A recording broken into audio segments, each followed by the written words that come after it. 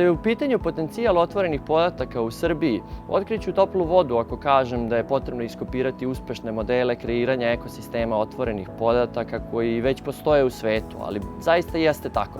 Generalno govoreći, naša država nije ništa ni bolja ni gora od bilo koje druge koja ima već razvijen ekosistem. Ne mislim da smo tehnički i tehnološki manje pismeni, barem ne u delu koji se tiče ljudi koji bi trebalo da koriste podatke u poslovne svrhe. Dobri primjeri korišćenja otvorenih podataka već postoje, možda ih je malo, ali su tu i pritom ne mislim na meni omiljeni primjer uličnih prodavaca koji tačno znaju kada bi trebalo da iznesu i počnu da prodaju kišobrane. Mislim da bi naše kompanije mogle da dobiju dosta, na primjer korišćenjem javno dostupnih poslovnih informacija. Takođe, javne nabavke su škakljiva tema, ali bi bilo lepo videti ozbiljnu analizu tih podataka. Moguće je da bi se iz toga rodilo i neko pametno rešenje.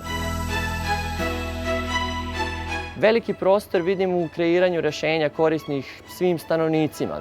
Izbor škole za njihovu decu, aplikacije koje koriste podatke o kvalitetu voda i vazduha, rešenja u oblasti zdravstva. Da bi se potencijal otvorenih podataka u Srbiji povećao, potrebno je pre svega edukovati ljude. Državna uprava i lokalna samouprava nemaju znanja ni resursa da se adekvatno bave otvaranjem podataka. Više nego bilo šta drugo, naše institucije ne razumeju značaj otvaranja podataka. To nije samo pitanje transparentnosti ili smanjenja korupcije, kao što se često čuje. Čast izuzecima koji se trude i daju sve od sebe, ali nama je ipak potrebno više.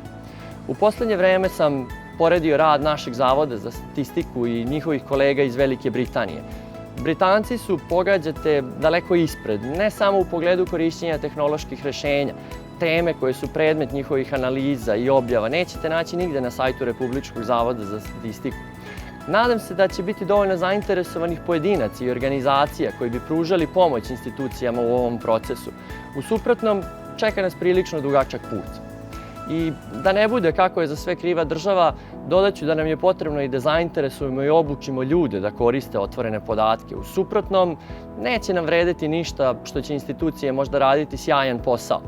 I izbeći ću korišćenje stranih fraza tako što ću reći da nam fali pismenosti kada su u pitanju podaci, da kompanije i pojedinci nauče da koriste pre svega svoje podatke, kompanije da ne nabavljaju robu svakog prvog u mesecu jer eto to se tako radi, porodice da evidentiraju i prate svoje troškove.